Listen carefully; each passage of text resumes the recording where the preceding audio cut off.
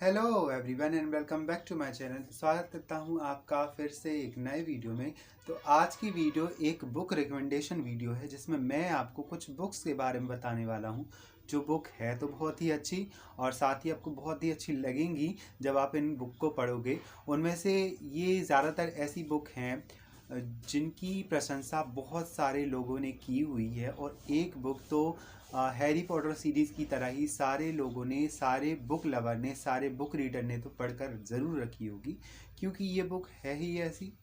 ठीक है। और इस बुक के लिहाजे से मैंने सोचा क्यों ना मैं आपको उस लेखक के बारे में, जिस लेखक की ये बुक इतनी ज़्यादा प्रसिद्ध है, उस लेखक की कुछ बुक्स आपको रिकमेंडेशन के तौर पर बताऊं, ताकि आप उन बुक को ख़रीदें और उन बुक का ज्ञान अपने अंदर ग्रहण करें, या फिर उन बुक को पढ़ें और उन बुकों से जो मज़ा है वो आप अपने अंदर इंस्टॉल करें, क्योंकि ये बुक है ही इतनी ज़्यादा अच्छी।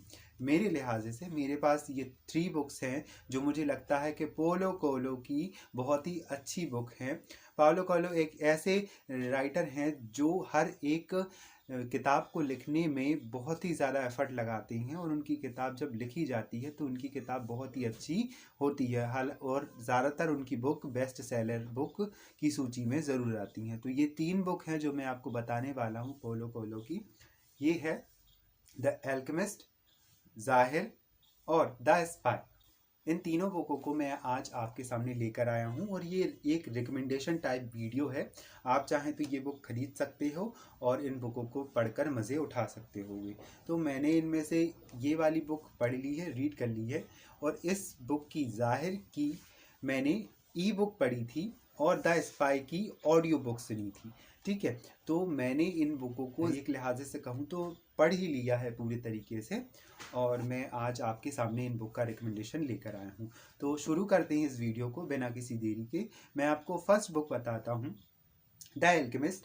एल्केमिस्ट पोलो कोलो की बहुत ही अच्छी रचना है जो हर एक बुक लवर ने या बुक रीडर ने पढ़कर ज़रूर रखी होगी। जैसे Harry Potter series Harry Potter series हर बुक लवर पढ़ता है, उसी तरह एल्केमिस्ट भी एक बहुत ही अच्छी बुक है। और आप इसे पढ़कर इसके अंदर जो ज्ञान समाहित है उसे, उसका एक सही यूज़ कर सकते होगे।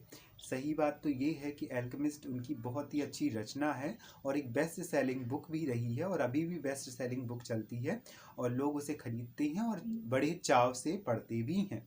मेरे पास एल्केमिस्ट का हिंदी संस्करण है और इसके पीछे कुछ लाइन है जो मैं आपको पढ़कर सुनाऊंगा। The alchemist. हर कुछ दशकों में एक ऐसी पुस्तक आती है जो पाठकों को केवल सोचने के लिए विवश नहीं करती, अपितु उनके जीवन को ही बदल कर रख देती है, हमेशा के लिए।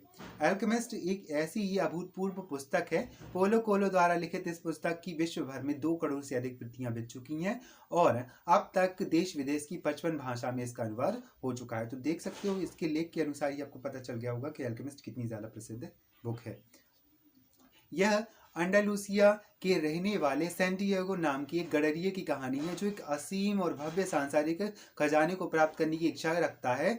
स्पेन में अपने घर से शुरू हुई इस कहानी की और उसकी यात्रा, जो सैंटियागो की यात्रा है, उसे टेंजियर के बाजारों से होती हुई मिस्र के रेगिस्तानों तक ले जाती है, जहां प्रमोडो को देखने की उसकी इच्छा तो पूरी होती है, साथ ही कीमियागार यानी रसायन शास्त्री से भी, यानी एल्केमिस्ट से भी उसकी रोमांचक मुलाकात होती है।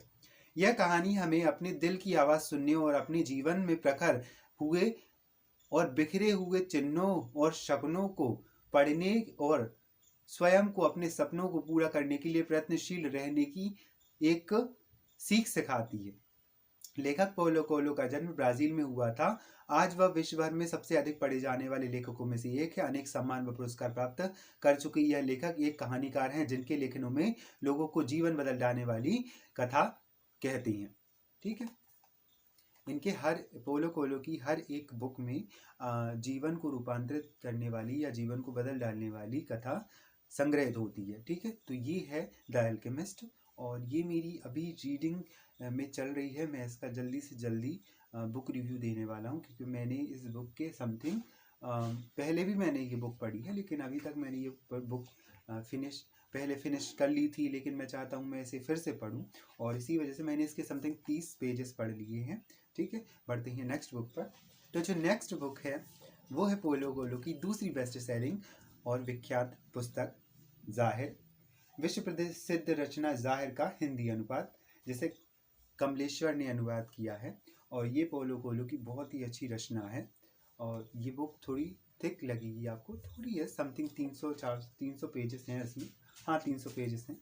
और मैंने ये बुक ई बुक फॉर्मेट में पढ़ी थी।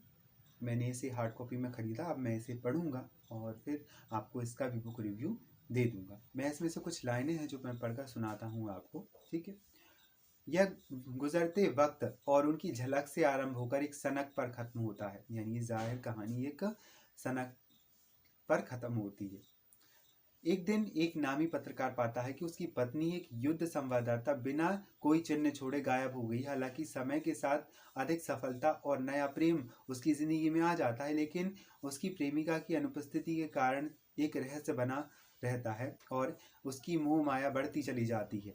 क्या इसका अपहरण किया गया है, ब्लैकमेल किया गया है, या केवल वह शादी से ऊब गई थी?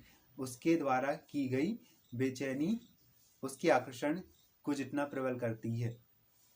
अपनी पत्नी और अपने जीवन के सच की उसकी खोज से उसे दक्षिण अमेरिका से स्पेन, फ्रांस, क्रोएशिया और संभवतः मध्य एशिया के वीरान खूबसूरत नज़ारों तक ले जाती है। इससे कहीं अधिक यह उसे प्यार की प्रकृति, किस्मत की सत्ता और अपने दिल के कहे अनुसार चलना वास्तव में क्या है कि एक नई व्याख्या की ओर ले जाता है। ज़ाहिर के माध्यम से पोलो कोएल्हो कहानी कहने की एक प्रभावशाली और मोहक ढंग से एक अंतर्दृष्टि व्यक्त करती हैं, जो दर्शाती है कि संभावनाओं से भरे इस विश्व में एक मानव होना क्या होता है। तो ये कहानी एक बहुत ही इंटरेस्टिंग कहानी है और इसमें बहुत कुछ है। मैं इसे स्पॉइल नहीं करूँगा। आप चाहे तो इसे खरीद सकते हो और पढ़ सकते हो। हालांकि मैंने इसे पढ़ लिया है, मैं फिर से हार्ड कॉपी पढ़ूंगा और तब अपनी चैनल पर इसका रिव्यू दूंगा। ठीक, बढ़ते हैं नेक्स्ट बुक पर। तो नेक्स्ट बुक है जो मेरे पास लास्ट बुक है पोलो कोएल्हो की, वो है द स्पाई। उसका केवल एक ही अपराध था, एक स्वतंत्र महिला होना। विश्व प्रसिद्ध रचना स्पाई का हिंदी अनुवाद, दिनेश शर्मा ने इसका अनुवाद किया है। और इसके बारे में कुछ है जो मैं आपको पढ़कर सुनाऊंगा, क्योंकि मुझे लगता है कि इसके पीछे जो दिया है वो मेरे बोलने से सेम टू सेम मैच खाएगा, इसी वजह से मैंने ये पढ़कर सुना देता हूँ। उसका ये बस एक ही अपराध था, वो एक स्वतंत्र नारी बनना चाहती थी। जब माता हरी पेरिस पहुंची तब उसके पास एक फूटी कौड़ी नहीं थी। चंद ही महीनों में वो शहर की सबसे प्रख्यात महिला बन गई।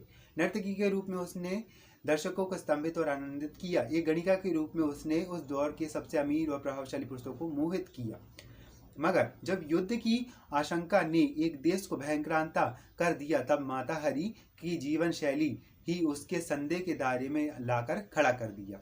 सन 1917 में चैंपियंस एलिस्ट्री स्थित उसके होटल के कमरे में जासूसी के आरोप में उसे गिरफ्तार कर लिया गया। माता हरी द्वारा लिखे आखिरी पत्रों के माध्यम से उसकी जवानी बयान की जाती है, जिसके अनुसार द स्पाई उस औरत की अविस्मरणीय कहानी है जिसे न केवल परिपाटी को चुनौती देने का साहस है, बल्कि उसकी परम कीमत भी अदा करती है। इसमें पोलो कोएल्हो का कुछ इंट्रोडक्शन लिखा है, तो मैं वो भी पढ़कर सुना देता हूँ।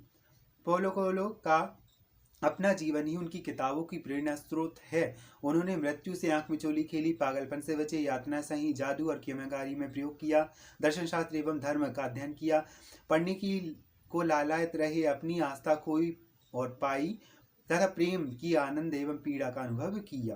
पोलो कोएल्हो की रचनाएं जो हैं उनकी 20 करोड़ से अधिक कृतियां बिक चुकी हैं। मैं ये नहीं कह रहा हूँ कि आप ये बुक खरीद लीजिए, आप इनको ई बुक फॉर्मेट में भी पढ़ सकते हो, या फिर इनकी ऑडियो बुक भी है यूट्यूब पर और बहुत सारे प्लेटफॉर्म पर आपको इनकी ऑडियो बुक मिल जाएगी, तो आप वो भी परचेज़ कर सकते हो, या फिर फ्री में भी मिलती हैं तो आप उन्हें भी सुन सकते हो। बहुत ही अच्छे लगेंगे आपको ये सब। तो मेरा एक कथन था कि मैं आपको पोलो कोएल्हो की किताबों के बारे में, जो बेस्ट बुक हैं उनके बारे में कुछ बताऊं, इसीलिए मैंने आपको बताया। ठीक है, ये तीनों की तीनों बुक हैं जो मैंने आपको बताई। आशा है आपको ये वीडियो पसंद आई होगी और ये बुक भी आपको पसंद आएंगी जब आप इन बुक को पढ़ोगे। ठीक है, ये तीनों बुक आप परचेस कर सकते हो, या नहीं भी परचेस करो तो यूट्यूब पर इनकी जो ऑडियो बुक है वो अवेलेबल है, आप इन्हें पढ़ सकते हो या सुन सकते हो। सुनना ज़्यादा बेहतर होता है शायद। मुझे तो पढ़ना अच्छा लगता है पेपर बैग से, इसीलिए मैं बुक खरीदता हूँ पढ़ने के लिए। हालांकि आपको ये वीडियो दिखाने का केवल एक ही मकसद था कि मैं पोलो कोएल्हो की बहुत ही अच्छी रचनाओं को आपके सामने पेश करना चाहता था, प्रस्तुत करना चाहता था। अब जबकि ये काम पूरा हो चुका है तो मैं ये वीडियो यहीं पर ख़त्म करता हूँ और आपसे मेरी नेक्स्ट वीडियो में मिलूँगा। और आप अपना ध्यान रखिए, बहुत सारी बुक पढ़ते रहिए और बहुत सारी रीडिंग करते रहिए, अपना ध्यान रखिए और मैं मिलता हूँ आपसे नेक्स्ट वीडियो। तब तक के लिए टिल देन बाय।